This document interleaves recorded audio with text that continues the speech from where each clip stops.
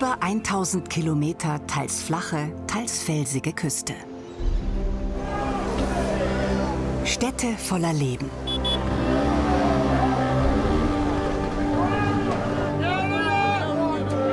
Und eine lange, faszinierende Geschichte.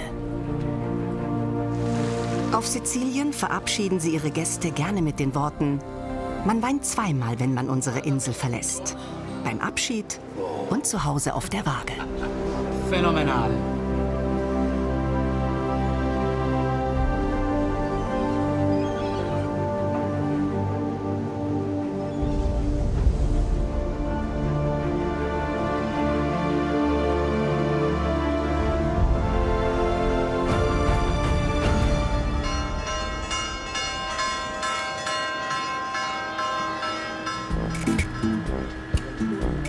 Wir treffen eine Frau, die leidenschaftlich für das Meer kämpft. Schon als Kinder lauschten wir dem Meeresrauschen. Morgens ging der erste Blick vom Balkon hinaus aufs blaue Meer. In Catania hängen wir uns an die Fersen eines Experten für kulinarische Köstlichkeiten. Sizilianische Rohkost. Schau dir diese Farbe an. So knusprig. An den Hängen des Ätna lernen wir einen ganz besonderen Imker kennen.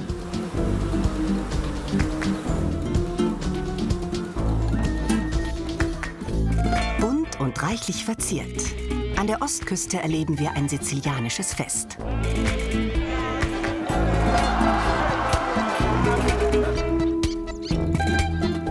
Und ganz im Westen tauchen wir ein in die salzige Geschichte der Insel. Wir arbeiten mit Stolz und Zufriedenheit. Dann sind wir weniger müde.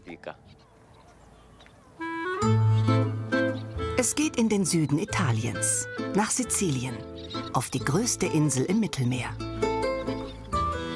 Ganz im Osten, am Fuße des aktiven Vulkans Ätna, liegt Catania. Die Hauptstadt der autonomen Region Sizilien ist Palermo. Nur wenige Kilometer entfernt das Capo Zafferano, eine Halbinsel, bekannt für ihre felsige Küstenlandschaft und das kleine Hafenstädtchen Porticello.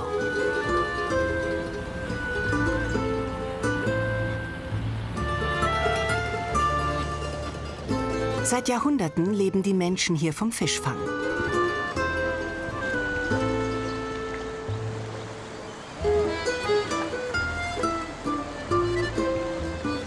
Bereits die alten Griechen und Römer ließen sich auf der schönen Halbinsel nieder und genossen das Leben am Meer.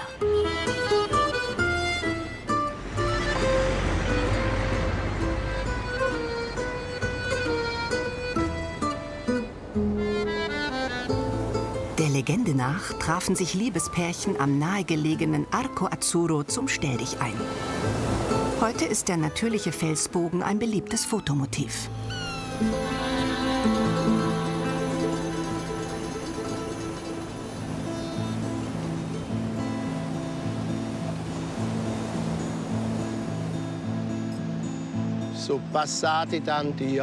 Früher Morgen am Fischerhafen von Aspra.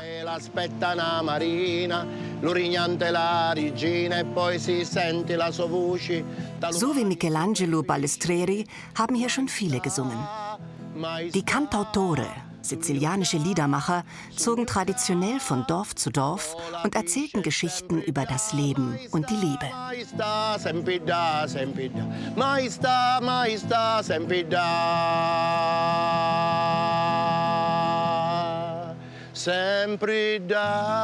Doch Singen ist nur Michelangelos Leidenschaft. Hauptberuflich ist er Sardellenfabrikant. Und das bereits in 3. Generation. Bei den Balestreris werden die Sardellen streng nach alter sizilianischer Tradition konserviert. Buongiorno. Macht richtig Salz drauf. Wie immer. Wir brauchen viel Salz. Ihr müsst die Guten rauspicken und dann einlegen. Der Fisch kommt frisch aus dem Meer. Die Sardellen werden sortiert, gewaschen und gesalzen. Dann wird der Fisch mit einer dicken Salzschicht überzogen.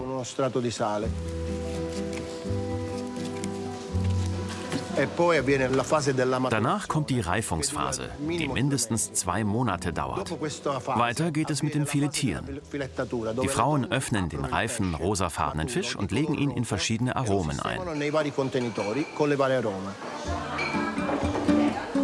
In Olivenöl, Zitrone oder Rosmarin gebadet. So lieben sie auf Sizilien ihre Sardellen.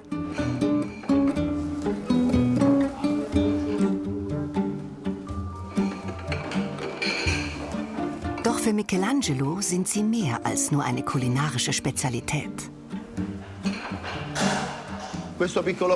Dieser kleine Fisch erzählt die Geschichte Siziliens.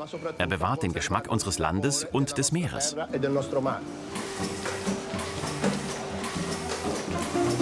Mit Öl verfeinert geht es für die kleinen Fische auf große Reise. Ob pur mit Brot, paniert oder in Pastagerichten. Die Sardellen aus Aspra werden in die ganze Welt exportiert.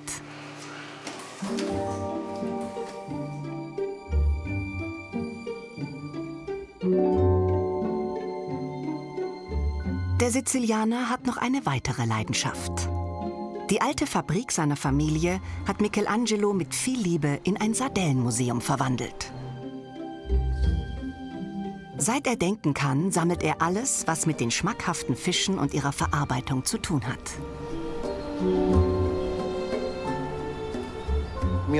Mein Großvater war Fischer, mein Vater war Fischer. Die am Markt übrig gebliebenen Sardellen hat er mit meiner Mutter eingesalzen. Das ist die Geschichte meiner Familie. Aber vor allem ist es die Geschichte vieler sizilianischer Familien. Ohne Respekt vor der Vergangenheit gibt es keine Zukunft.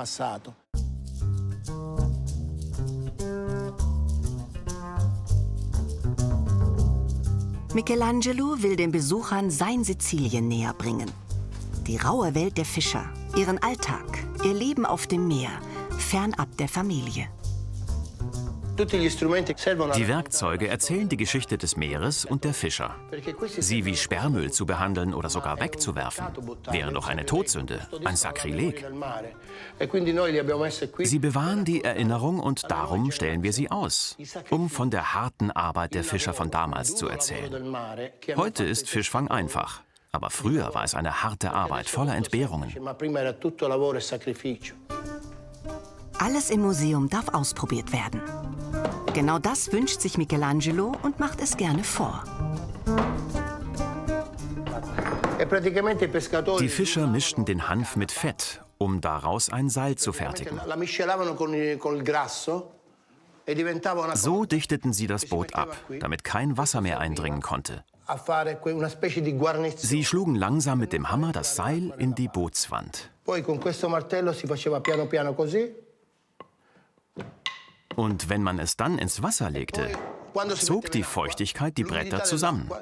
Und so kam dann kein Wasser mehr ins Boot. Wir nennen das Il Calafatà. Es gibt eine regionale Legende, die der Sardellenfabrikant immer wieder gerne erzählt. Die Sardellen waren mal eine wunderbare Familie von Sternen. Aber sie waren sehr eitel und wandten sich jeden Tag mit einem Wunsch an Gott. Sie wollten überall leuchten. Und irgendwann gab Gott nach und warf sie hinab ins Meer. So wurden sie zu Sardellen.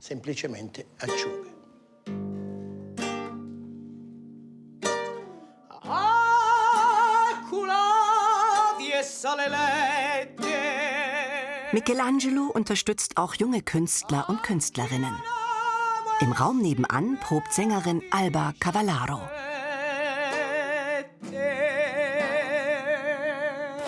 Ihr Lied handelt von der harten Arbeit in den Salinen Siziliens.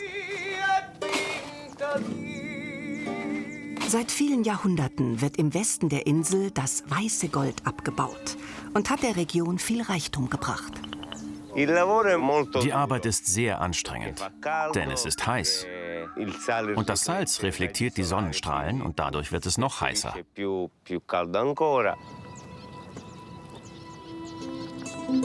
In den Salinen südlich der Stadt Trapani produziert die Familie Culcasi seit über 100 Jahren hochwertiges Meersalz.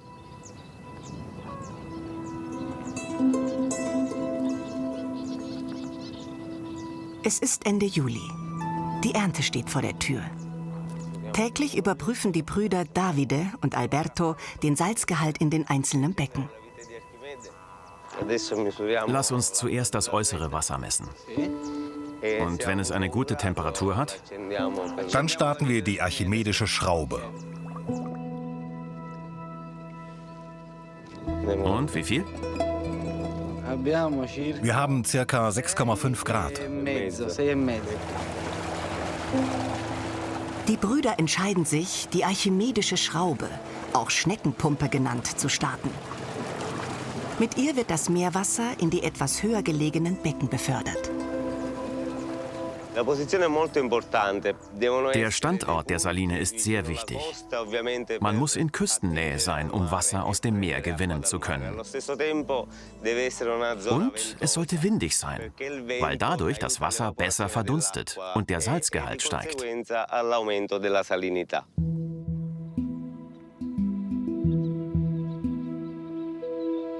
Die Salzexperten reagieren ständig auf die klimatischen Verhältnisse und passen den Wasserstand in den unterschiedlichen Becken dementsprechend an.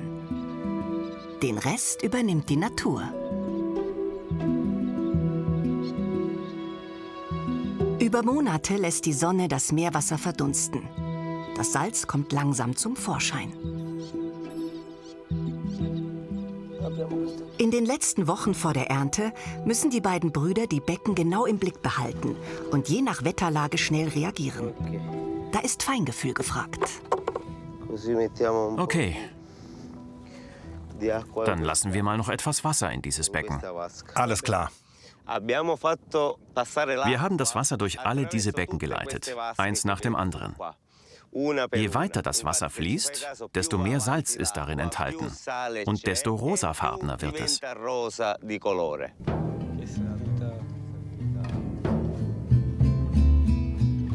Eigentlich hätte die Salzernte längst beginnen sollen. Doch es haben sich noch nicht genug Salzkristalle gebildet. Im Frühling war es kühl und regnerisch. Sehr ungewöhnlich für Sizilien.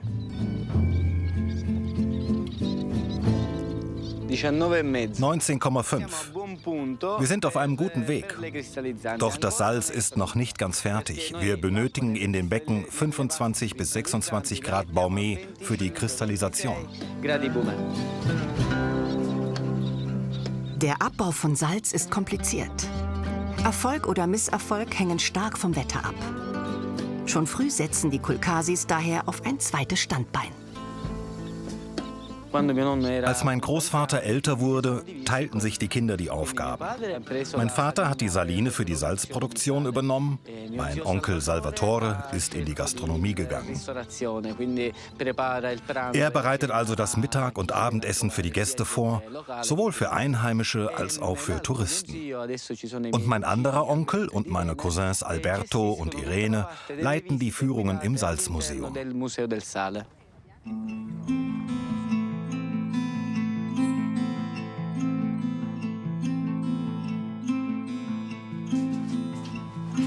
Touristengruppen, die das Museum besuchen, erfahren hier alles über den Prozess der Salzgewinnung.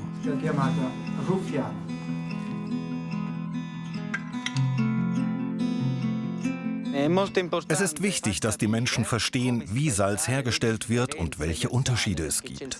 Industriesalz hat nichts mit unserem Salz zu tun. Unser Salz ist einfach besser. Salz ist nicht gleich Salz.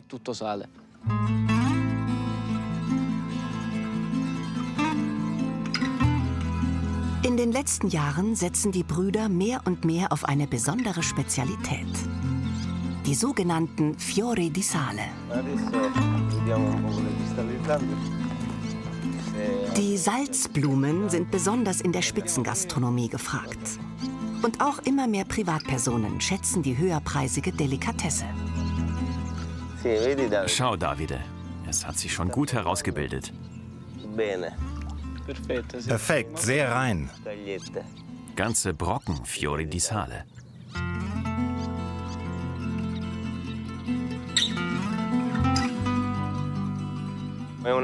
Das ist unsere Leidenschaft, unsere Kultur.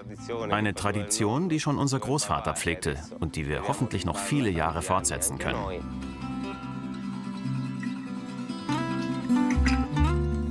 Wir arbeiten mit Stolz und Zufriedenheit. Dann sind wir weniger müde.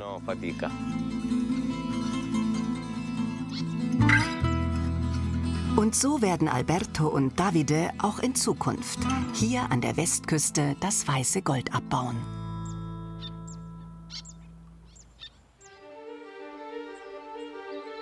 Im Osten Siziliens liegt ein besonders beliebtes Reiseziel.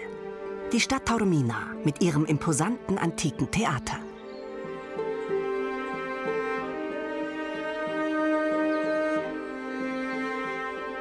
(1300 Jahre vor Christus siedelten die Sikeler am Hang des Monte Tauro. Durch sie erhielt Sizilien seinen Namen.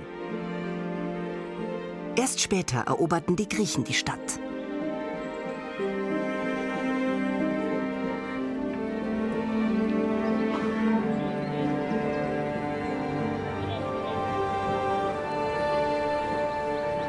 Nach dem Torbogen gelangt man über den Corso Umberto zum Piazza Duomo.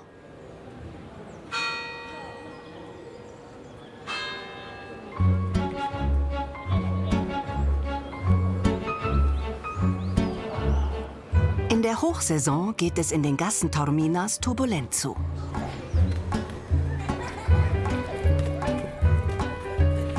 Wer ein erfrischendes Bad einem Stadtbummel vorzieht, ist unterhalb Taorminas genau richtig. In einer ruhigen Bucht liegt die Isola Bella, die schöne Insel.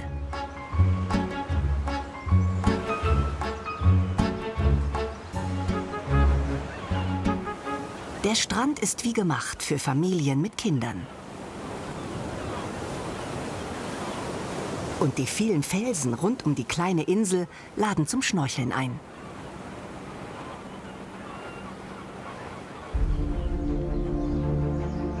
Auf Sizilien nennen sie ihn liebevoll Il Moncibello, den schönen Berg.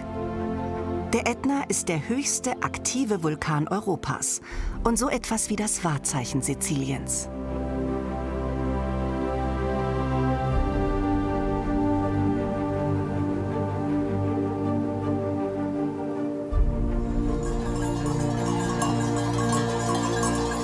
Der Vulkanerde ist die Region rund um den Ätna die fruchtbarste der gesamten Insel.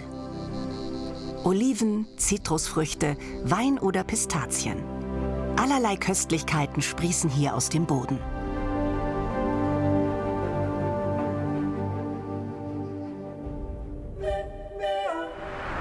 Doch der mächtige Berg kann auch anders.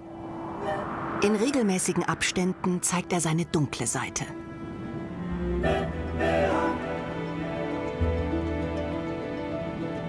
Gewaltige Eruptionen erschüttern dann die Region. Neue Krater entstehen und Lavaströme verändern die Landschaft.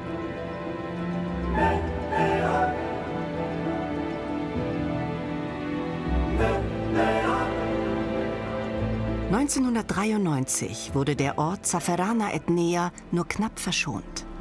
Der Lavastrom hielt nur wenige 100 Meter vor dem Ort. Als Dank wurde eine Marienstatue aufgestellt. Der Ätna ist wie eine Mutter für uns. Jeden Morgen, wenn man aufsteht, geht der erste Blick immer zum Ätna. Der Ätna bereitet uns so viel Schmerz, Lava, Erdbeben. Aber er schenkt uns auch so viel Wohlbefinden. Dieses Land ist dem Ätna zu Dank verpflichtet.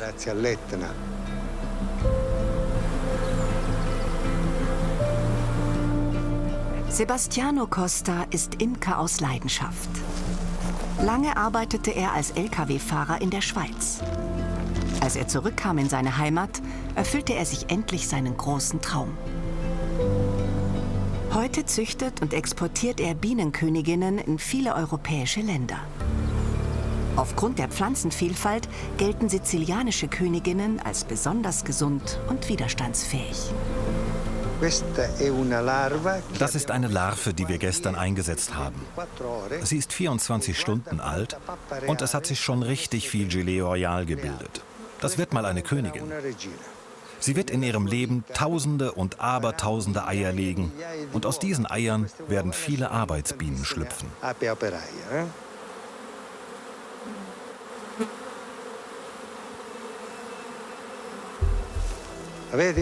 Schaut mal, wie schön der Honig tropft. Guarda. Vedi? Guarda. Sebastiano kann sich keine schönere Arbeit als die des Imkers vorstellen. Ogni giorno è differente dall'altro. Ci sono odori. Jeder Tag ist anders. Die Gerüche, die Temperaturen und der Geschmack ändern sich ständig. Ich bin jetzt über 70 und staune immer noch jeden Tag. Mi meravigliano ogni giorno. Adesso è caldo, tu sudi. Jetzt ist es heiß und im Winter ist es kalt und nass. Das ist aber auch das Schöne an der Arbeit. Man ist ein Teil der Natur. Con la natura, con l'ambiente.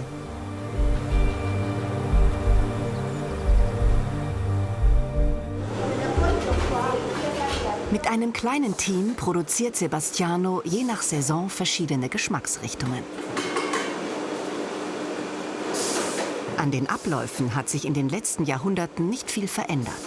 Nur die Maschinen sind heute etwas moderner. Ragazzi, buongiorno. Come andiamo? Ne esce miele o non ne esce? Stiamo facendo la disopercolatura. Der Honig wird filtriert und mit der Zentrifuge extrahiert. Das funktioniert in etwa so wie eine Waschmaschine mit Zentrifugalkraft. Man schleudert den Honig an die Wand und von da fließt er in den Tank.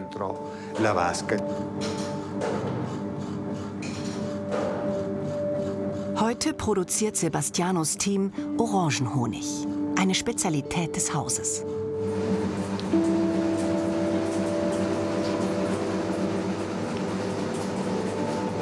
Buono, buono questo, buono.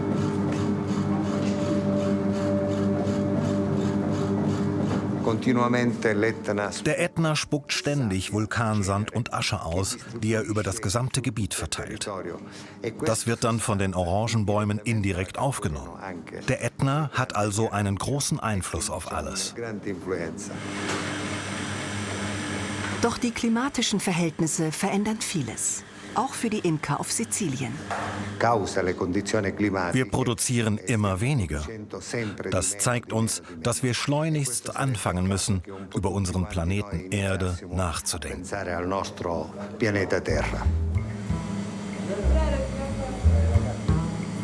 Der Imker wird wohl nichts mehr ändern in den wenigen Jahren bis zu seinem Ruhestand.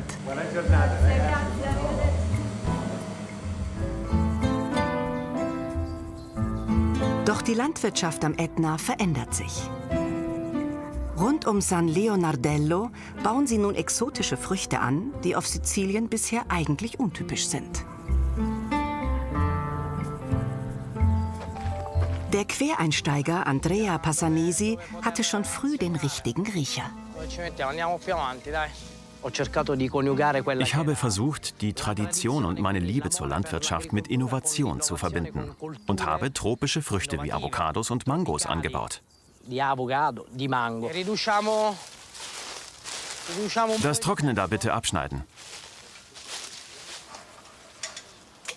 Andrea war erst 17 Jahre alt, als er seine findige Geschäftsidee hatte. Das Klima ändert sich.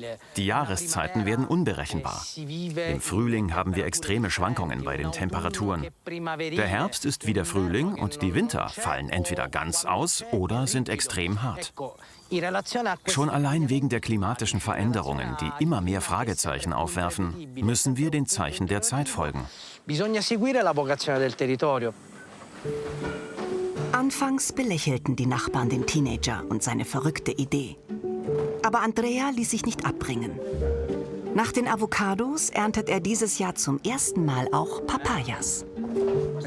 Hast du noch eine schöne farbige? Seine Entscheidung, auf tropische Früchte zu setzen, hat Andrea bisher nicht bereut. Es sind viele Jahre vergangen. Und am Anfang war es sicherlich eine verrückte Idee. Einer der Gründe, warum es lange gedauert hat, sind die alten Traditionen hier. Wir sind an Orangen und Zitronen gewöhnt, an Pflanzen, die schon immer eine große Bedeutung in der Landwirtschaft hatten. Sieht man eine Orange oder eine Zitrone, denkt man sofort an Sizilien. Seine Hartnäckigkeit hat sich gelohnt. Inzwischen setzen immer mehr sizilianische Landwirte und Landwirtinnen auf tropische Früchte. Das Geschäft boomt. Durch die gestiegenen Temperaturen haben Avocados hier auf Sizilien die idealen Voraussetzungen und können geschmacklich mit der Konkurrenz aus Übersee mithalten. Und Andreas' Kompetenz ist gefragt. Aus ganz Sizilien kommen Interessierte. Io sono un produttore di arance. Ich bin Orangenbauer und versuche gerade wegen des Klimawandels Lösungen für meinen Hof zu finden.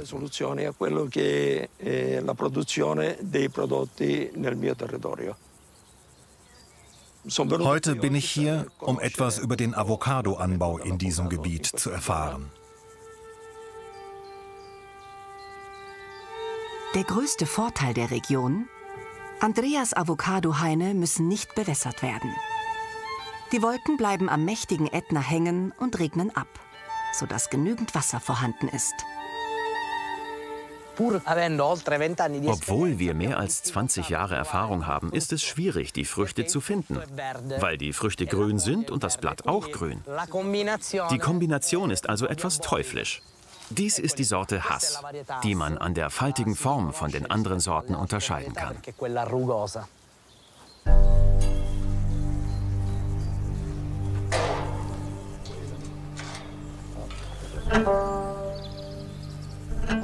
Andrea möchte seinem Gast jetzt noch den Ort zeigen, an dem alles angefangen hat.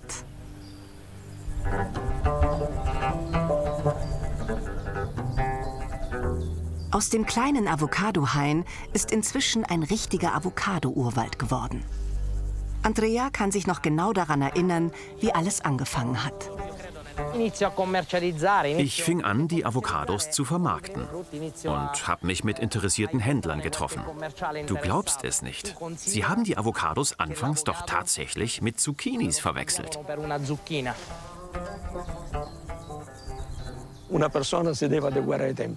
Der Mensch muss mit der Zeit gehen. Menschen, die sich nicht auf neue Situationen einstellen können, werden nicht überleben. Die Geschichte lehrt uns, dass sich alles jeden Tag verändert. Wie das Wasser in einem Fluss. Es fließt immer weiter.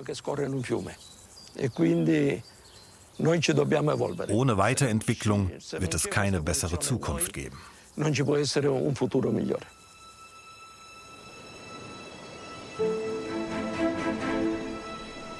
Ganz im Nordwesten Siziliens liegt San Vito lo Capo.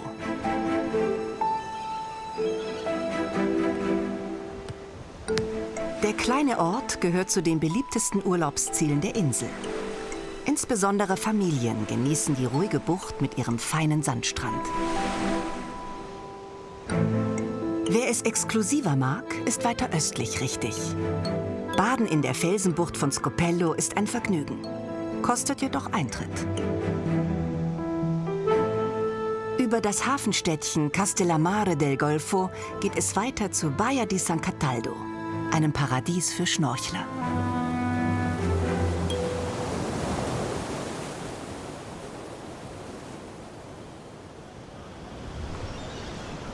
Kurz vor Palermo liegt Mondello, der mondäne Stadtstrand. Am Wochenende ist es hier laut, voll und wunderbar italienisch.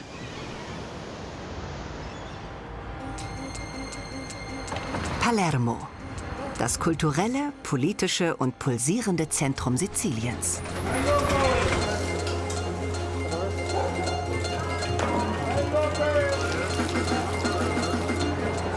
Auf den Plätzen und in den Gassen der Altstadt bekommt man alles, was Sizilien kulinarisch zu bieten hat.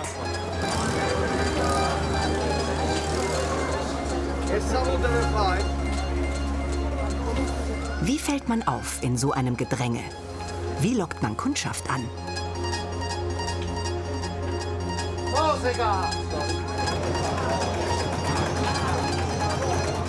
Schon früh setzten die Marktfamilien auf kluges Marketing. Um aus der Menge hervorzustechen, verwendeten sie individuell gestaltete Verpackungstüten. Das brachte die gebürtige Römerin Carmela d'Aquile auf eine Idee. 2013 eröffnete sie im Viertel Calza ihre kleine Galerie mit dem klangvollen Namen Edizioni Precarie.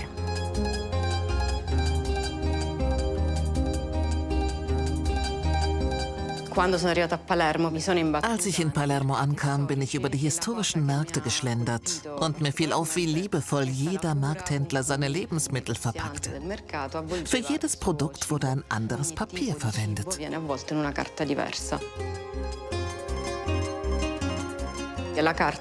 Es ist das Papier, das die Geschichten dieser Orte erzählt, durch die Vielfalt an Texturen und Materialien. Wenn die Leute das Papier kaufen, erinnern sie sich an Momente aus ihrer Kindheit. Zum Beispiel, als sie mit ihrer Großmutter immer Brot einkaufen gingen.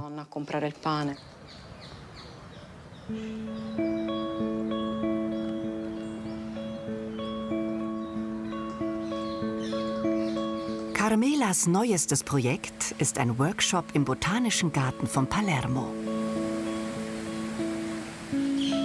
Sie will den Blick auf das kleine Unscheinbare lenken. Auf die Pflanzen, die man nicht sofort sieht. Wir machen Drucke daraus, wie diesen hier über die Vagabunden. Die Idee dahinter ist, dass irgendwie doch alle Pflanzen irgendwann eingewandert sind.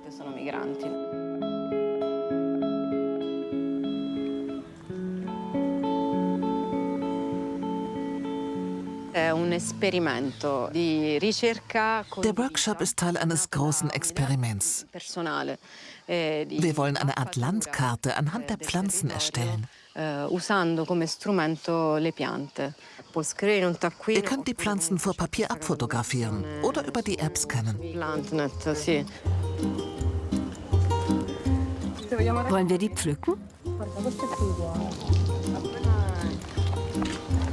Die Künstlerin hat heute Zweiergruppen losgeschickt. Sie sollen unbekannte Pflanzen finden, deren Namen und Herkunft bestimmen und sie fotografieren.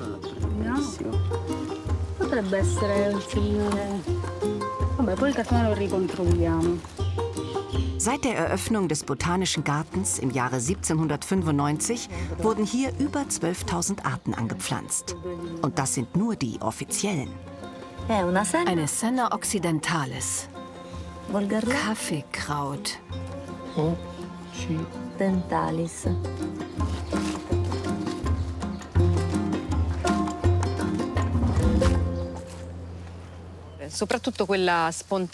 Es geht um die wilden Pflanzen, die überall unerwartet zu finden sind. Nicht nur in einem botanischen Garten oder in einem Museum. Neben den großen bekannten Pflanzen gibt es immer welche, die sich unkontrolliert verbreiten. Sie werden oft als Unkraut oder als unedle Arten bezeichnet. Dabei haben sie auch eine edle Seite, eine eigene Aufgabe und eigene Schönheit. Genau wie Palermo. Die Stadt hat sich in den letzten Jahrzehnten zum Tourismusmagneten entwickelt.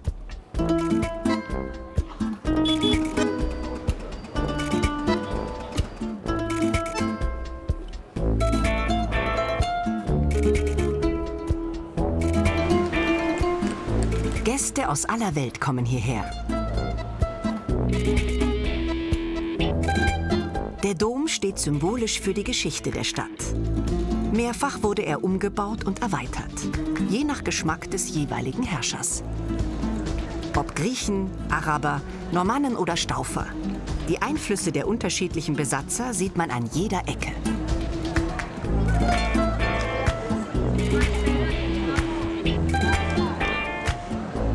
Der Piazza Quattro Canti, der achteckige Platz mit geschwungenen Fassaden, ist ein Meisterwerk der barocken Architektur. Doch Palermo ist auch unerwartet grün, mit vielen kleinen Parks und Oasen. Die Stadt ist Teil der Natur. Wir leben ja nicht neben der Natur, sondern mit ihr zusammen. Und so müssen wir uns auch verhalten.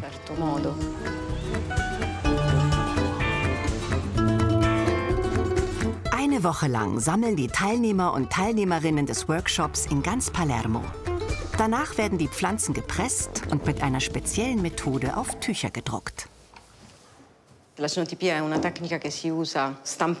Blaudruck ist eine Technik, bei der mit Hilfe der Sonne oder mit Licht entwickelt und gedruckt wird. Die Oberfläche des Stoffes wird dabei mit Oxiden behandelt, die lichtempfindlich sind. Es ist eine sehr alte Technik, mit der man gut Fotografien oder eben Pflanzenblätter drucken kann.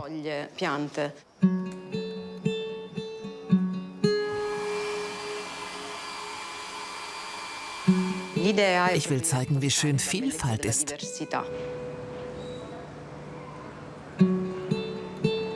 Carmela steht stellvertretend für das neue Palermo. Weltoffen und bunt.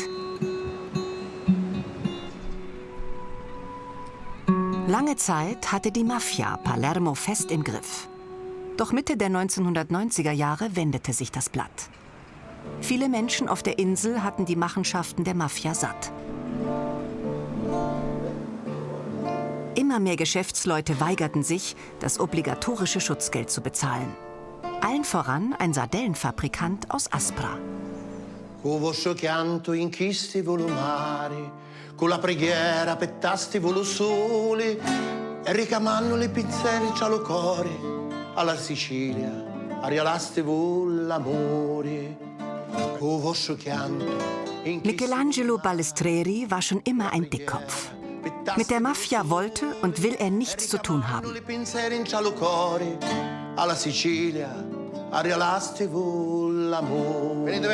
Kommt hier rüber zu mir. Hört mal zu, Kinder.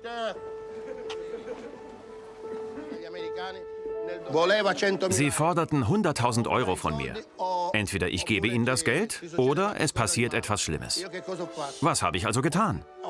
Ich habe mich groß gemacht und ihnen gesagt, dass ich nur Gott gehorche. Und ich habe sie angezeigt. Das ist kein Verrat. Es ist die Pflicht von uns allen. Okay, kommt mal mit. In seinem Kampf gegen die Mafia setzt der Unternehmer ganz auf die kommende Generation. Der Hai frisst die Sardellen, die alleine schwimmen. Wenn aber der Hai kommt und die Sardellen einen Schwarm bilden, ist er verwirrt und zieht davon. In Sizilien gibt es viele nutzlose Mafiosi. Die braucht keiner. Wenn sie kommen, vereinen wir uns und sie laufen davon. Wir, die guten Menschen in Sizilien, sind die Mehrheit. Es ist wie bei den Sardellen. Tun wir uns nicht zusammen, gewinnen die Haie. Ich sage den Kindern immer, wenn ihr erwachsen seid, umgebt euch mit anständigen Menschen, nicht mit diesen Leuten. Wenn ihr nichts mit der Mafia zu tun habt, dann seid ihr für immer freie Sizilianer. Ihr wiederholt es und dann singen wir zusammen, okay? Auf mein Kommando. Zweimal versuchen wir es. Sai che c'è, non ce ne frega niente. Man muss die Hoffnung und die Wut spüren. Sai che c'è, non ce ne frega niente dei pescecani e di tanta brutta gente. Perché dovete sapere una cosa, la mafia. Eins müsst ihr wissen, die Mafia ernährt sich von unserem Schweigen. Ich schreibe Gedichte und ich sage euch, die Mafia hat mehr Angst vor meiner Poesie als vor einer Pistole. Denn einer Kugel kann man ausweichen. Worte treffen einen direkt ins Herz.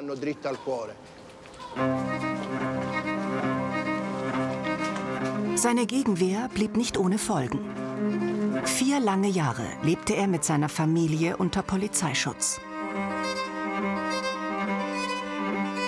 In dieser Zeit verwandelte Michelangelo die ehemaligen Lagerräume der Fabrik in ein Kino.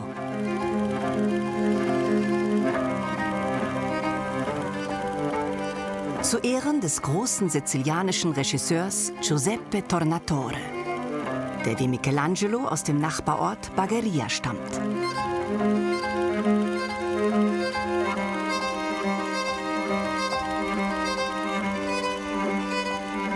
Die Ebene rund um Bagheria wird Conca d'Oro genannt, das goldene Becken.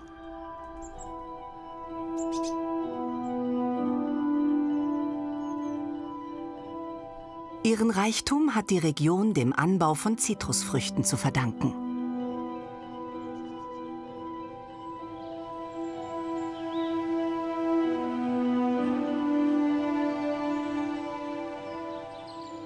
Die Plantagenbesitzer errichteten herrschaftliche Villen, die bis heute das Stadtbild prägen.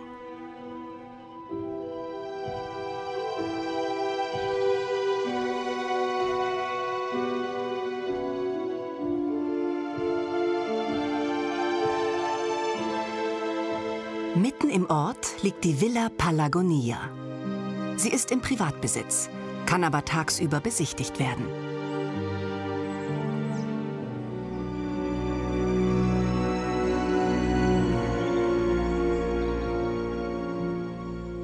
Dutzende groteske Statuen verzieren den Außenbereich. Die Einheimischen nennen das Bauwerk Villa dei Mostri, die Villa der Monster.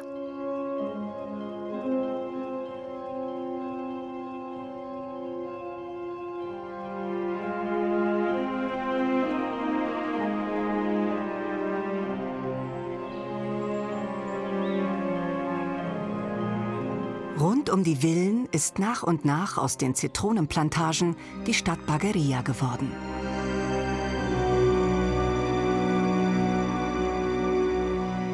Und da, wo Menschen leben und hart gearbeitet wird, wird meist gut gegessen.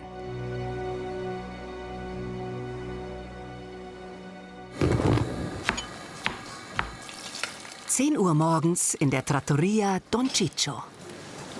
Die Vorbereitungen für das Mittagessen sind im vollen Gange. Seit 3 Generationen betreibt die Familie Castronovo das traditionelle Restaurant in der Altstadt von Bagheria. In der Küche hat Salvatore das Sagen.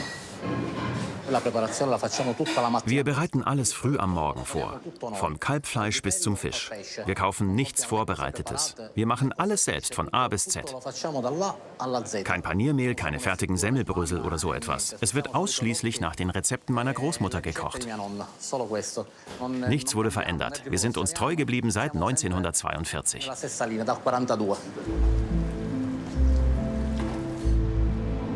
Das Don Ciccio ist ein klassischer Familienbetrieb. Die Castronovos arbeiten und leben in ihrer Trattoria. Wir sind für die Stimmung verantwortlich. Als Besitzer müssen wir freundlich sein zu Stammgästen und zu Fremden. Wir unterhalten uns und zeigen ihnen die Fotos. Auf dem da bin ich 26 Jahre alt. Oben drüber mit den Fahrrädern, das sind mein Bruder, mein Vater und ich mit 14.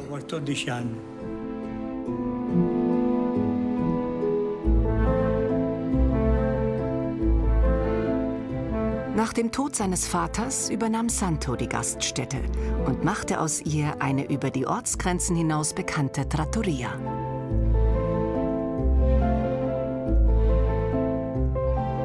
Ohne dabei das Grundprinzip der Familie zu vergessen.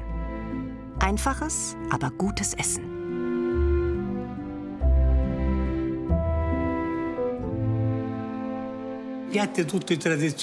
Es sind alles traditionelle Gerichte. Aber so macht es sonst niemand. Ganz einfach. Die Basis sind immer 3 Zutaten. Öl, Knoblauch und Petersilie. Für alle unsere Gerichte.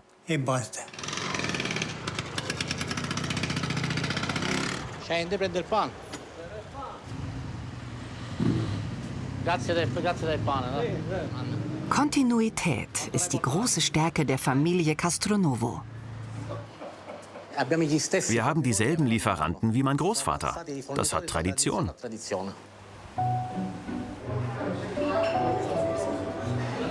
Zur Mittagszeit hat Santo alle Hände voll zu tun. Er behält alle Bestellungen und alle Tische im Blick. Den größten Teil seiner Kundschaft kennt er persönlich.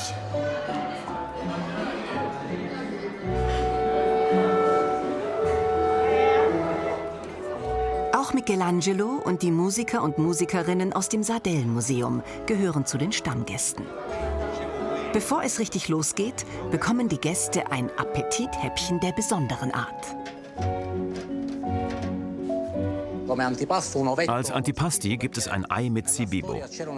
Vor langer Zeit kamen Reisende vorbei, die nicht auf ihr Essen warten wollten, und so haben sie einfach schon mal ein paar gekochte Eier zum Likör verspeist. Die ungewöhnliche Vorspeise wurde zum Markenzeichen der Trattoria.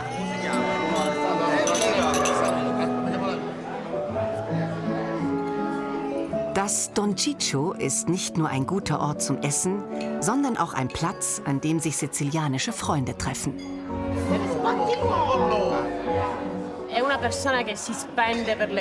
Michelangelo setzt sich für die richtigen Dinge ein und für die schönen Dinge. Er ist ein wahrer Künstler. Ein Künstler mit Ausrufezeichen. So vielfältig, dass es einen manchmal etwas neidisch macht. Er ist einfach ein toller Mensch.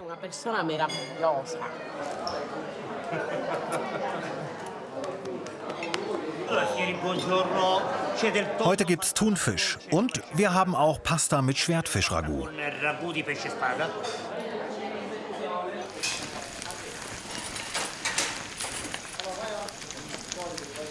Es gibt zwar eine Karte, doch die meisten Gäste vertrauen der Küche blind. Sie ist regional und deftig.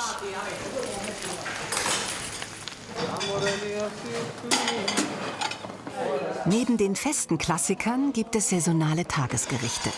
Auch die natürlich ausschließlich nach Rezepten der Großmutter.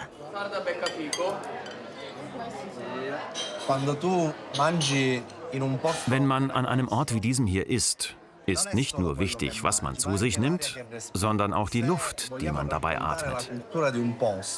Wenn man die Geschichte eines Ortes erzählen will, muss man mit dem Essen anfangen. Am Essen kann man die Seele eines Volkes erkennen und seine Entwicklung. Und was Essen angeht, gibt es definitiv keinen besseren Ort als Sizilien. In diesem Sinne, buon appetito!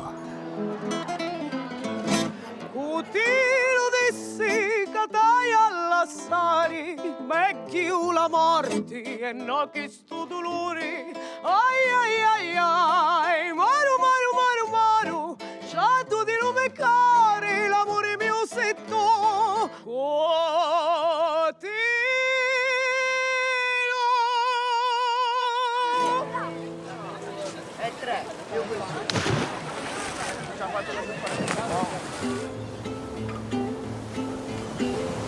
60 Kilometer weiter östlich an der Nordküste liegt einer der bekanntesten Orte Siziliens, Cefalù.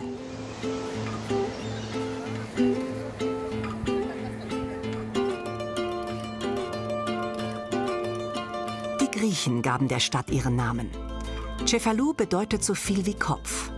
Eine Anspielung auf den mächtigen Felsen, um den herum die Stadt gebaut wurde.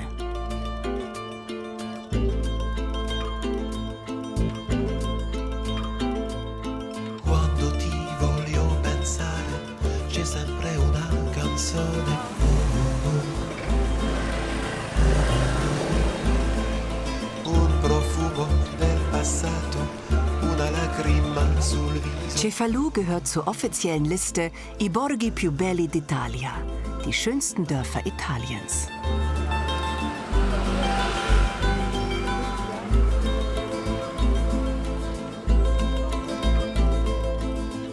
Von Cefalù aus geht es weiter in den Süden der Insel.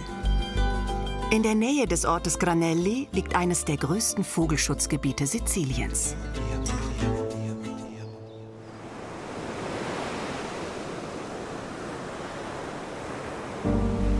Die großflächigen Lagunen Pantano, Cuba e Longarini sind besonders für Zugvögel wichtige Rastplätze im Süden Europas. Und sie ziehen jährlich viele Neugierige an.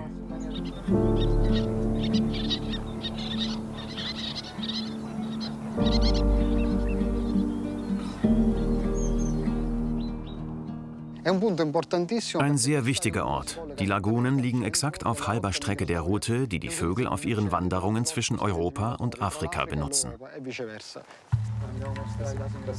Paolo Galasso arbeitet als Biologe für die Deutsche Stiftung Pro Artenvielfalt, die mit Hilfe von Spenden hier ein Vorzeigeprojekt aufgebaut hat.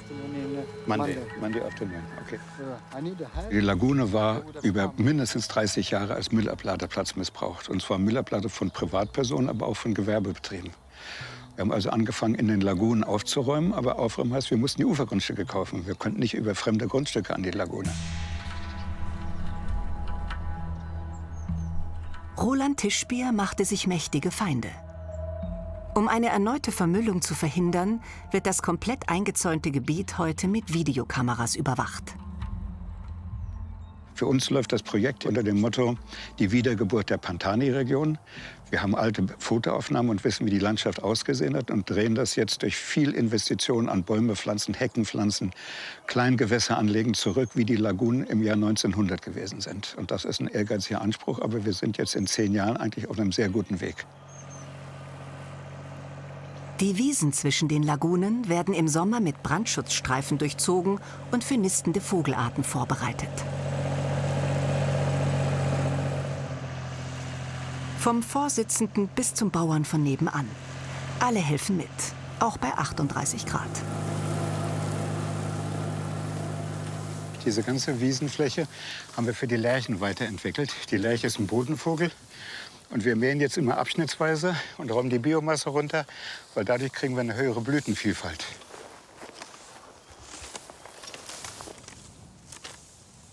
Das ist eigentlich so dieses Muster, wo bodenwohnende Vögelarten wie die Lerchen oder die Schwarzkehlchen und die Braunkehlchen dann auf der offenen Fläche die Nahrung finden, Insekten, und in dem stehen gebliebenen Gras haben sie die Deckung. Das ist eigentlich so das Prinzip, wie wir heute den Bodenvögeln auch im Winter hier als Rastplatz helfen können. Roland holt aktiv die Einheimischen mit ins Boot. Und die Esel aus den umliegenden Dörfern sind nachhaltige Mähmaschinen. Der braune Esel ist hier geboren. Kuba? Das ist Kuba, der heißt auch Kuba. Das ist ein Junge, der ist hier geboren, auf der Wiese.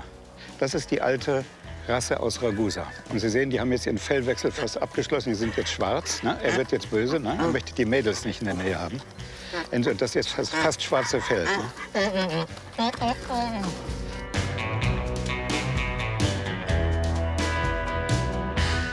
Die beiden Vogelschützer sind stolz auf das, was sie gemeinsam erreicht haben.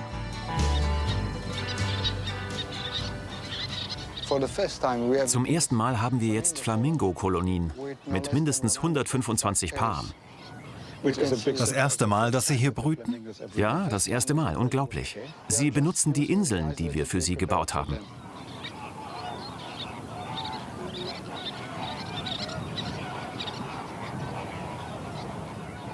Eine so große Anzahl brütender Flamingos an einem Ort ist einzigartig in ganz Sizilien.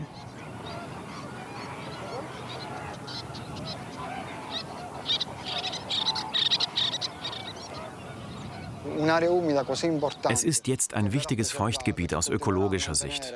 Aber es wird in den kommenden Jahren noch wichtiger werden. Dann wird unsere Arbeit Auswirkungen auf die gesamte Umgebung haben.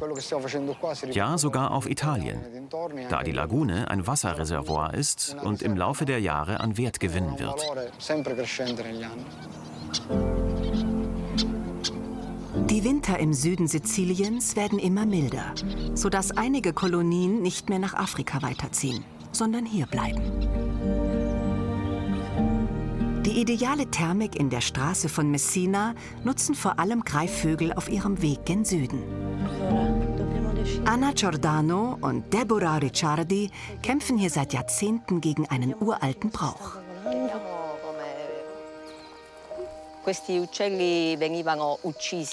Viele Tausende dieser Vögel wurden jedes Jahr getötet, nur weil wir diese dumme Tradition haben, dass junge Wilderer einen Wespenbussard schießen müssen. Und dann werden sie einfach ausgestopft.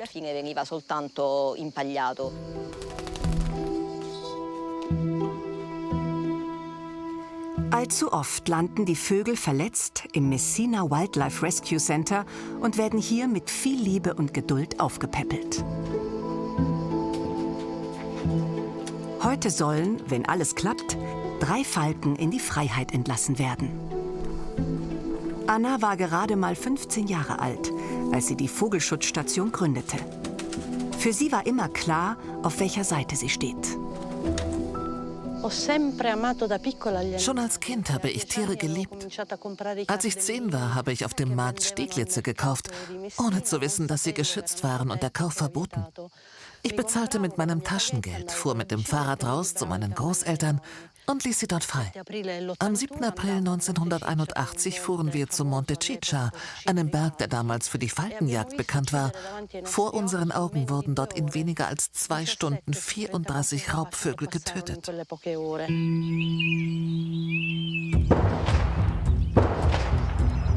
»40 Jahre Kampf gegen die Jagdlobby folgten. Anna wurde bedroht, ihr Auto angezündet. Doch sie ließ nicht locker. An diesem Tag, als wir den Berg runtergingen, beschloss ich, dass das enden muss. Ich erinnere mich noch heute ganz genau daran. Da werde ich gleich ganz emotional.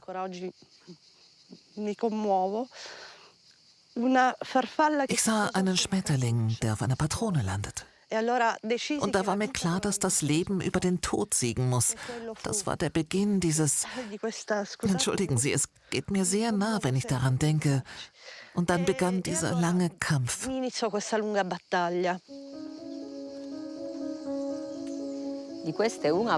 Der eine fliegt schon, aber er braucht noch einen Monat. Da müssen wir schauen, ob er bald fliegt und wie viel Zeit er noch benötigt.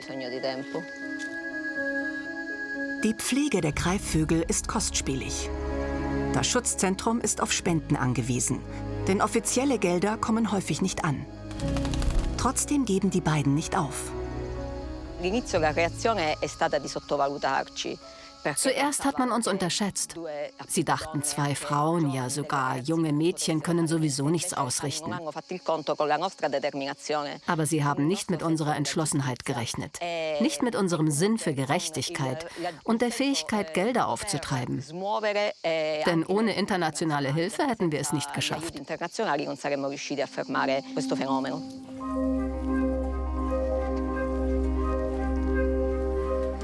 Lange waren Deborah und Anna auf sich allein gestellt. Doch inzwischen hat sich ihre Arbeit herumgesprochen und wird auch von den Einheimischen mehr und mehr geschätzt. Die beiden nehmen nicht nur Greifvögel auf. Jedes verletzte Wildtier ist willkommen. Ihre Liebe zu Tieren ist grenzenlos.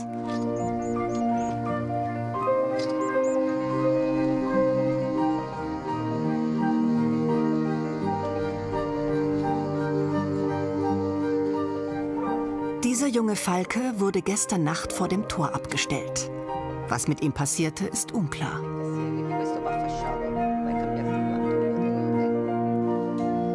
Bei größeren Operationen kommt ein Tierarzt dazu, der hier umsonst arbeitet und hilft, wo immer er kann. Er hat einen kleinen Bruch in einem Flügel und auch die Federn vorne und hinten sind beim Aufprall gebrochen.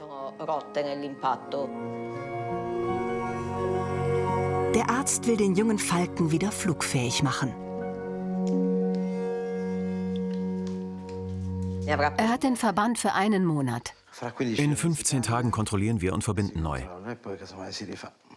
Wir denken, dass wir ihn in 1,5 Monaten oder so freilassen können. Der große Moment ist gekommen. Das Schönste, was es gibt, ist einem Tier die Freiheit zurückzugeben. Man erinnert sich daran, wie der Vogel hier ankam und man dachte, er würde es nicht schaffen. Man leidet mit dem Tier, pflegt es und sieht dann, wie es wieder zu Kräften kommt. Dieses Tier dann wieder fliegen zu sehen in Freiheit, ist für mich die schönste Erfahrung, die ein Mensch machen kann. Dann lassen wir ihn mal frei.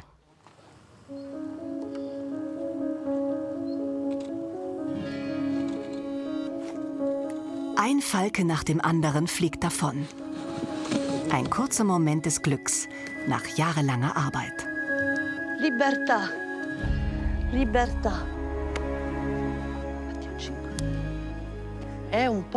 Es muss magisch sein, ohne Grenzen fliegen zu können. Ein wenig fühlt es sich so an, als ob man selbst mitfliegt.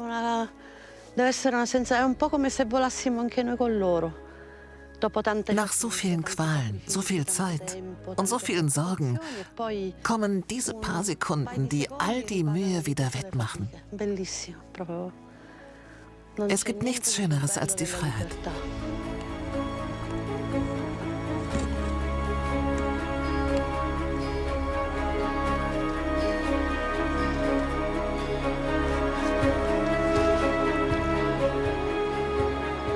Dank der Tierschützerinnen hat sich das Bewusstsein vieler Menschen rund um Messina verändert. Die traditionelle Wilderei nimmt ab und immer mehr verletzte Tiere werden gerettet.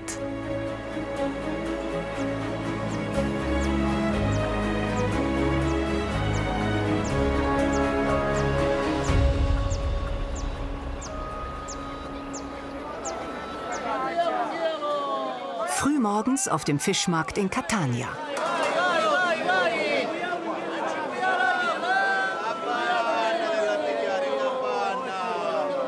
Ein wahres Fest für Augen, Ohren und den Gaumen.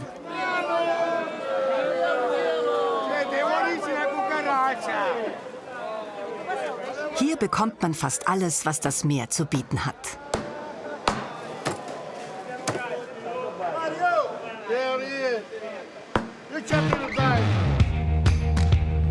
Fernando Massana ist Food-Influencer. In kurzen Filmen bringt er der Internetgemeinde die kulinarische Seite Catanias nahe.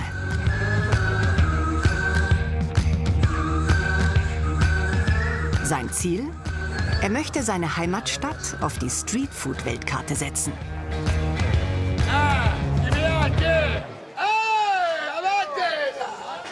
Die Pescheria di Catania ist der perfekte Ort für Fernando und sein Handy. Rocket Kitchen, Pescheria di Catania. Che bellezza Catania. Andiamo, let's go.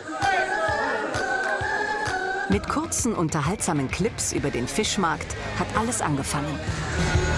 Rocket Kitchen, Pizza Catanese. Inzwischen hat der kernige Tourguide viele treue Follower in den sozialen Medien. Und es soll noch mehr werden. Deshalb schlemmt er sich auch heute wieder berufsbedingt durch die Straßen Catanias. Fernando und seine Tour kann man auch live vor Ort buchen. Oh, come stai? Bene, possiamo... Kann ich die Garnelen probieren? Gerne. Hier eine weiße und eine rote. Mamma mia, bellissimo. È come umami. Fast wie Umami, aber ohne Salz, ohne Zitrone, ohne alles. Absolut spektakulär. Ed è spettacolare, perfetto. È un altro. Und noch einen. No. Schau mal zu Marco rüber. Alles Bio hier. Natur pur aus Catania. Da Catania. Fernando wird von einem Stand zum nächsten gezogen. Probieren ist hier Pflicht. Das ist sizilianische Rohkost. Besser als Sushi.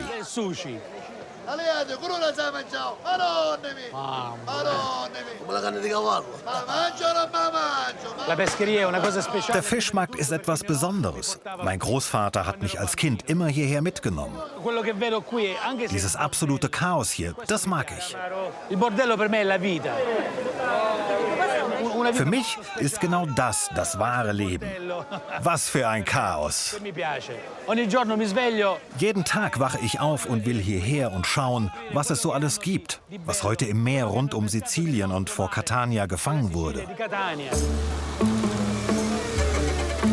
Am Rande der Pescheria steht ein weiteres Streetfood-Highlight. Gegrillte Artischocken von Gaetano. Die kennt jeder in Catania.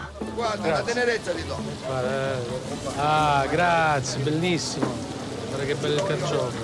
Wie so oft in der italienischen Küche ist das Geheimnis simpel. Einfache und gute Produkte, wenig Zutaten. Bei Artischocken denke ich immer an meine Mutter, an die Art, wie sie zubereitet hat. Aber was Gaetano hier zaubert, ist oberste Liga. mit Knoblauch, Salz und Petersilie. Die Artischocken haben einen ganz besonderen Geschmack. Einfach eines der leckersten Dinge, die ich je gegessen habe.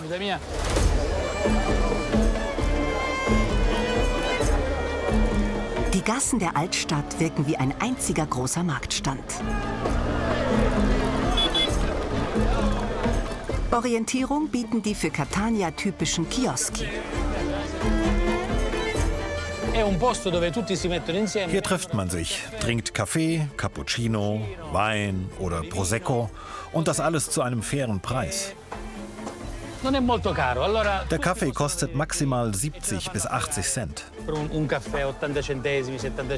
Für mich ist das ein Ort für das Volk. Man kommt hierher, trinkt zusammen, quatscht ein wenig und dann zieht man weiter. Das ideale Plätzchen für eine kurze Pause. Um eine Köstlichkeit geht es auch auf dieser Hacienda. 2 junge Männer kamen hier schleichend auf eine kulinarische Idee. Michelangelo und ich wurden im Abstand von 14 Tagen geboren. Wir sind zusammen aufgewachsen, haben immer alles zusammen gemacht. Dann hörte er eines Tages von dieser Geschäftsidee. Und das Abenteuer ging los. Anfangs war es eigentlich nur ein Scherz.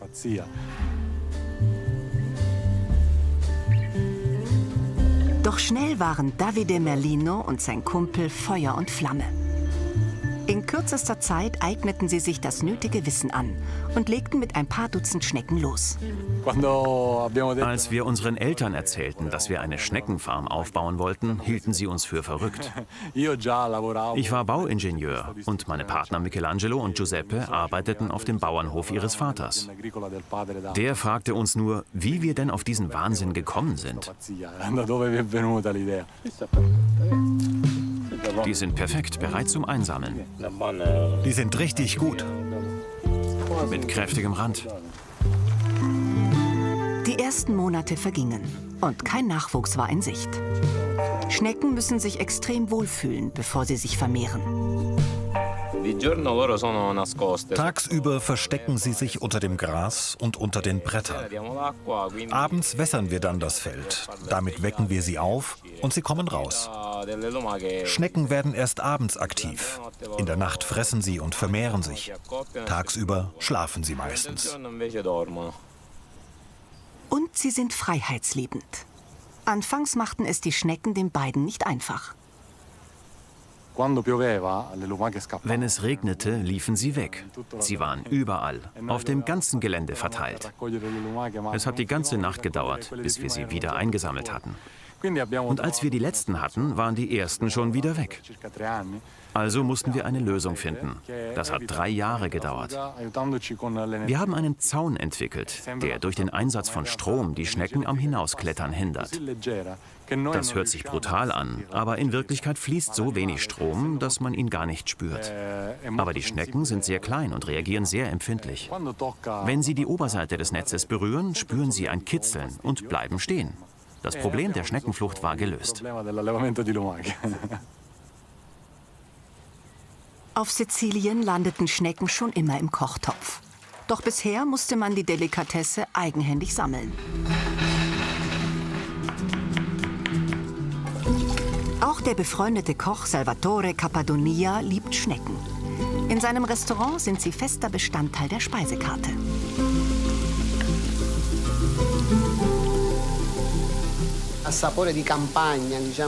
Sie schmecken wie die Erde hier, sehr speziell.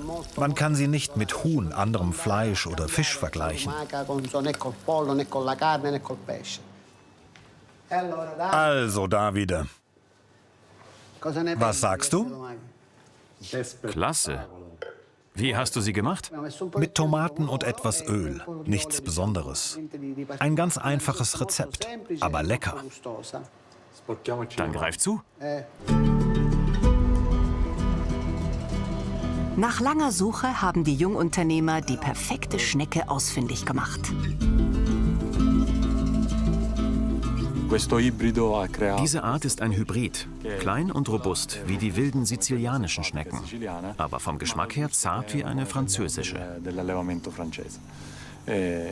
Der Rand des Schneckenhauses muss ungefähr so dick sein. Dann kann man die Schnecken ernten und sie verarbeiten.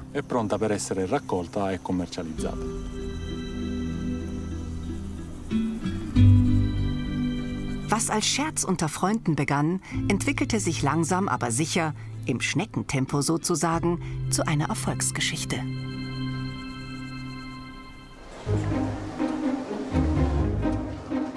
Zurück in Catania. Fernando Massana schmeckt das süße Leben auf der Insel.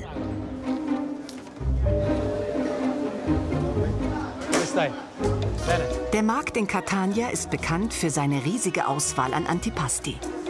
Um den besten Stand für seine Tour zu finden, muss der Hobbygourmet sich wohl oder übel durchprobieren.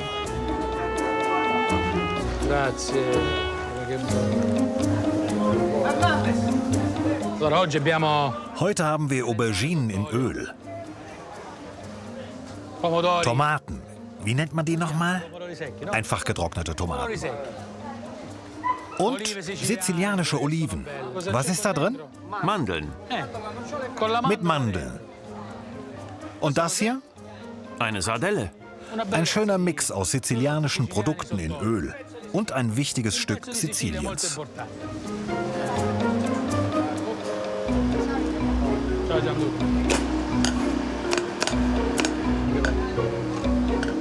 Die vielen kleinen Happen haben den Feinschmecker noch nicht satt gemacht. Jetzt möchte er seine Internetfans noch in die Kunst der sizilianischen Pizza einweihen. Erkläre mir mal die Philosophie hinter deiner Pizza. Die Philosophie sind die Zutaten. Sie müssen erstklassig sein. Die Qualität des Teigs mit einer 48-stündigen Gehzeit. Und es ist die größte, die du je gesehen hast. Die größte Pizza Siziliens? Die beste und die größte. Und eine aus Catania. Wow. Ti do un po' di dimostrazione. Wie man sieht, ist Lucio Pizzabäcker aus Leidenschaft. Joaquin, mettiamo mozzarella di bufala? Sì. Un po' di parmigiano reggiano? Noch etwas Parmesan und dann ab in den Ofen.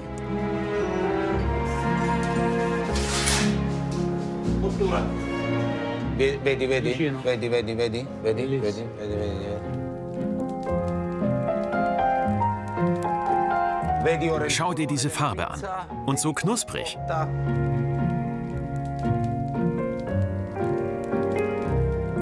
Nach exakt 3 Minuten verlässt die Pizza das Feuer.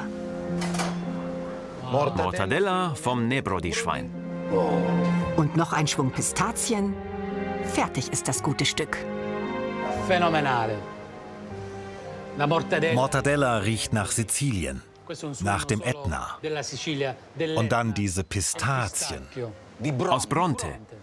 Natürlich aus Bronte, ganz sicher. Wir müssen es tun, wir müssen sie essen. Dobbiamo mangiare. Che bella. No, buonissimo. Das ist nicht lecker, sondern spektakulär. Danke. Spettacolo.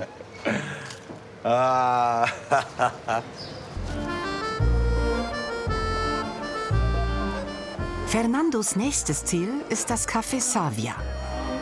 Seit 1897 werden hier Leckereien aller Art serviert. Allen voran eine Köstlichkeit gefüllt mit Reis.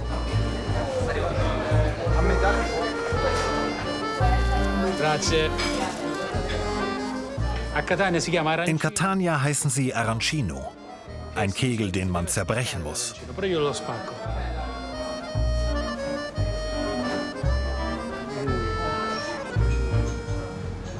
Das ist ein typisch sizilianisches Essen.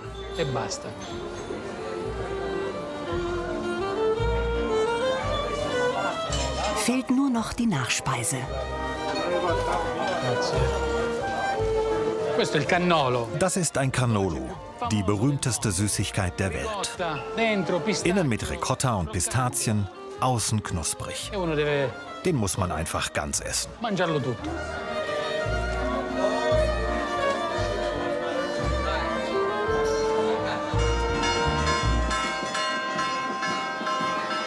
Knapp eine halbe Stunde von Catania entfernt am Fuße des Ätna. In Tre Castagni findet jedes Jahr im Mai eines der größten Feste Siziliens statt.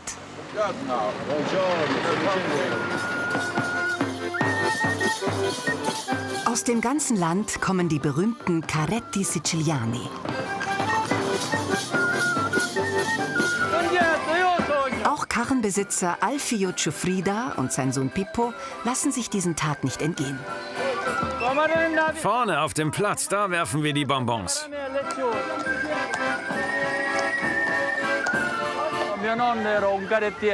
Mein Großvater war schon Fuhrmann. Damals gab es hier noch keine Lastwagen. Aber es gab die Karren. Damit hat er Baumaterial, Weizen oder Öl und Zitrusfrüchte transportiert. Ihr Ziel ist die Kirche Sant'Alfio, benannt nach dem Schutzpatron der Fuhrleute.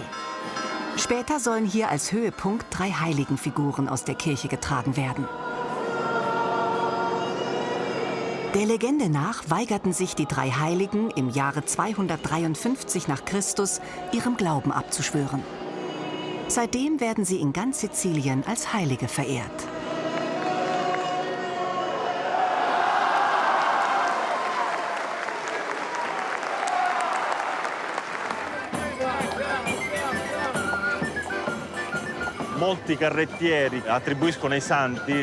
Viele Fuhrleute schreiben dem heiligen Sant'Alfio Wunder zu. Er soll sie auf ihren langen und gefährlichen Reisen beschützt haben. Das Risiko war hoch, von Banditen überfallen zu werden.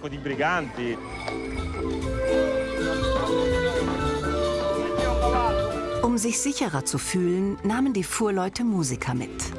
Laut und bunt hielten sie Räuber ab.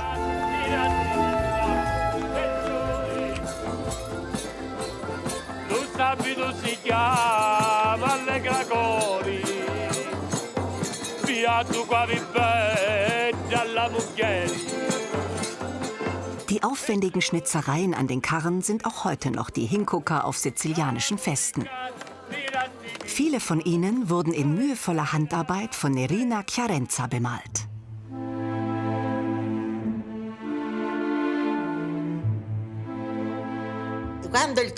Das Geräusch der Räder, wenn die Karren auf der Straße an einem vorbeifahren, löst starke Gefühle in mir aus. Es erinnert mich an meine Kindheit. Mein Vater war auch Karrenbauer, er hat sie gemacht. Wir sind immer auf die Karren gesprungen, manchmal sogar heimlich, wenn sie vorbeifuhren. Das war eine schöne Zeit. Als Kind schaute ich den Karren hinterher, ohne zu wissen, dass ich sie eines Tages bemalen werde. Und nicht nur das. Nerina wurde eine der größten Carretti-Malerinnen ihrer Zeit. In ganz Italien wurden ihre Werke ausgestellt.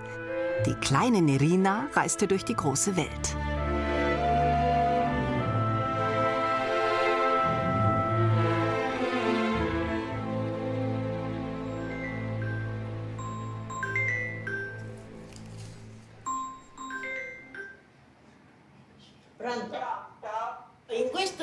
Gerade schlecht. Ich habe Kunden aus Deutschland da.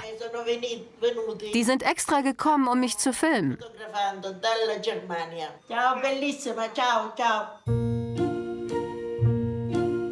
Ursprünglich nur zum Transport gedacht, wurden aus den Karren nach und nach wahre Kunstwerke. Am Anfang waren es einfache Carretti. Dann fing man an, sie zu bemalen. Und es ging immer weiter und weiter. Den Menschen gefiel es. Heute sind die Karren tief verankert in den Herzen der Sizilianer.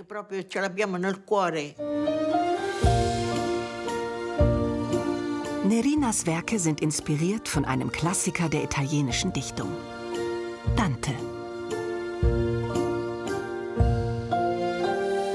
La Divina Commedia. Die göttliche Komödie hat mich immer sehr bewegt. Ich habe 15 Bilder über sie gemalt. 5 über die Hölle, 5 über das Fegefeuer und 5 über das Paradies. Es gibt ein kleines Buch, das kann ich Ihnen zeigen, wenn ich darf.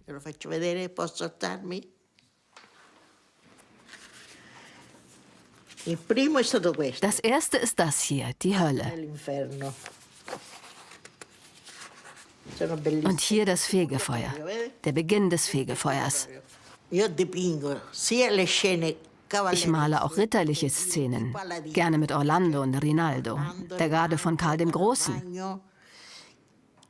Ich mag Orlando. Orlando ist meine große Liebe. Er ist tapfer und opfert sich, um seine Kameraden zu retten. Deshalb liebe ich ihn so sehr. Nerina braucht teilweise Jahre, bis sie einen Karren bemalt hat. Geduldig und konzentriert geht sie dabei vor.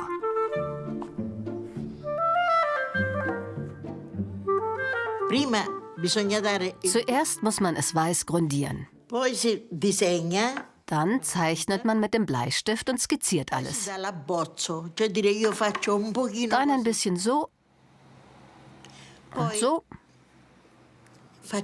Noch ein paar schöne Striche hier, bis es dann schön und fertig ist.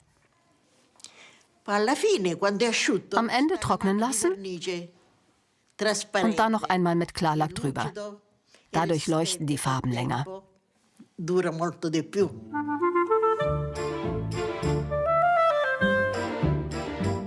Dieses Meisterstück hier würde Nerina niemals auf die Straße lassen.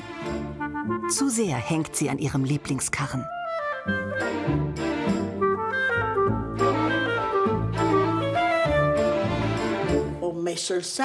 Die heilige Messe. Alle Motive von hier kann man auch an der Decke der Kirche sehen.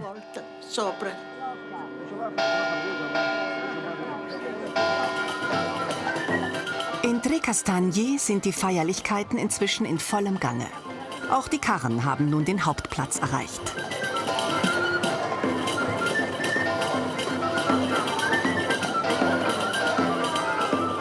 Der große Moment steht kurz bevor. Für gläubige Menschen ein sehr wichtiger Tag.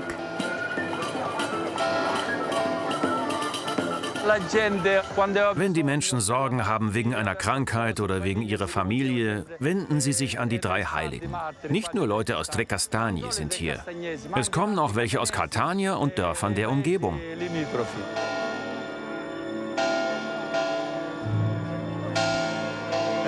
Es erfüllt mich jedes Jahr mit Stolz, zusammen mit den anderen Fuhrleuten durch die Straßen des Dorfes zu ziehen.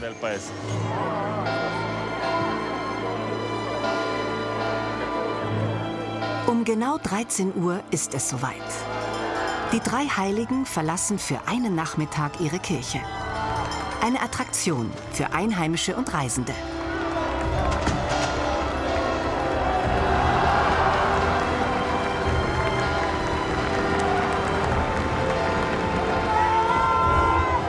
Zu den Trägern zu gehören, ist eine große Ehre.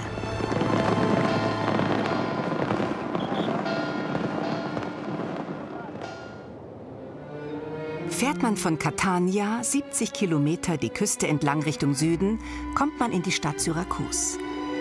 Bereits in der Antike hatte sie eine große Bedeutung.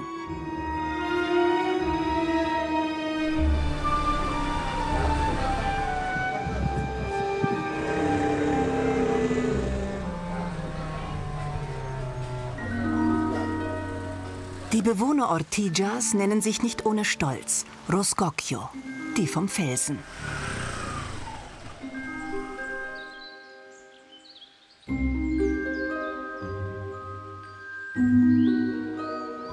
Patricia Mallorca ist eine von ihnen. Ortigia wirkt wie ein Teil des Meeres. Als hätte sich die Gischt der Wellen in den weißen Stein verwandelt, aus dem die Paläste, Kirchen und Tempel bestehen.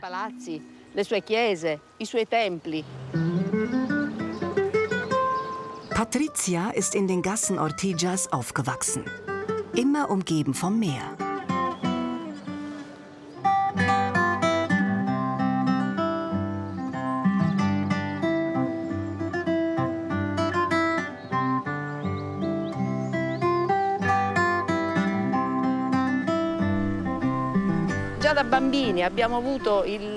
Schon als Kinder lauschten wir dem Meeresrauschen.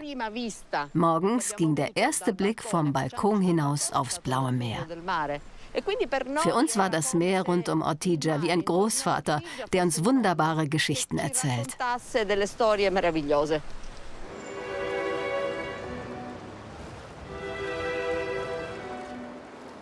Patrizias Vater ist Enzo Maiorca, eine Legende des Freitauchens.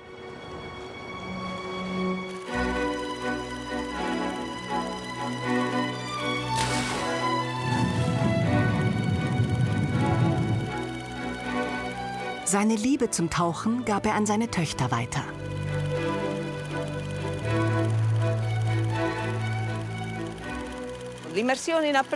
Tauchen hat einen ganz besonderen Reiz. Man fühlt sich wirklich umarmt. Jeder Atemzug, den du nimmst, bevor du untertauchst, ist eine Art Reinigung deines Herzens und deines Gehirns von allen deinen Problemen. Es ist, als ob man von einem magischen Zauberstab berührt wird, der einen für einen Moment in ein Meerestier verwandelt. Ein kurzer Moment und dann spürst du, dass du wieder hochkommen musst. Aber es ist wunderbar.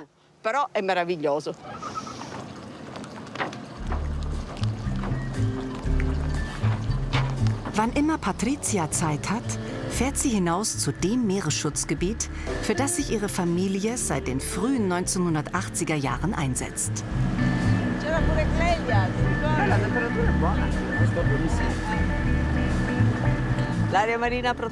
Das Meeresschutzgebiet von Plemirio ist für mich meine Kindheit, meine Jugend und auch mein Alter.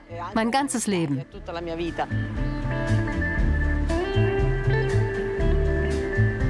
Heute besucht sie einen Ort, der ihr besonders am Herzen liegt. Eine langgezogene Bucht, die nur vom Meer aus zugänglich ist. Auf beiden Seiten dieser Bucht gibt es Gezeitentümpel. Die Gezeitentümpel auf Meereshöhe füllen und leeren sich mit den Gezeiten. Sie sind eine Fundgrube für die Artenvielfalt und ein ökologisch wichtiger Ort.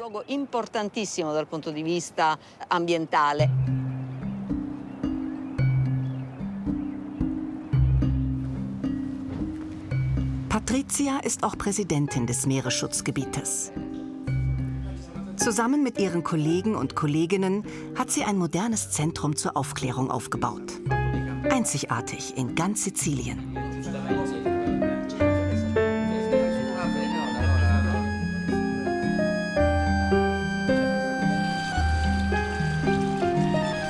Sie haben erreicht, dass die Buchten der Halbinsel per Video ständig überwacht werden. Das soll illegalen Fischfang verhindern.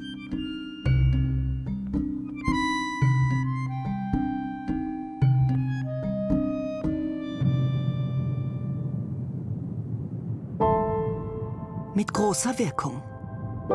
Das Meer rund um Ortigia hat sich erholt. Der Fischreichtum ist außergewöhnlich für diesen Küstenabschnitt. Es sind sogar lang verschwundene Arten wieder zurückgekehrt.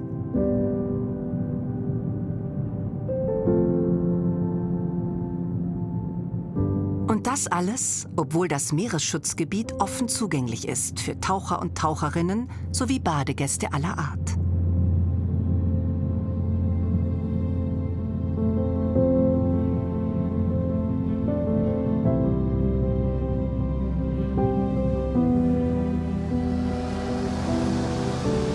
Doch all diese Maßnahmen sind für die hartnäckige Umweltschützerin nur ein Anfang. Sehr viel wichtiger ist Bildung. Überwachung ist kurzfristig gut. Auf lange Sicht müssen wir aber ein Verständnis für die Umwelt erreichen, sodass die Menschen selbst, die Bürger von Syrakus, die strengsten Hüter ihres Meeresschutzgebiets werden.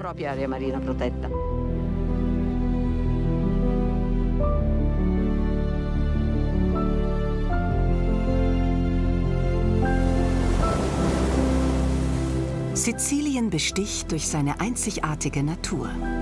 Das Meer, die gastfreundlichen Menschen und nicht zuletzt durch sein gutes Essen.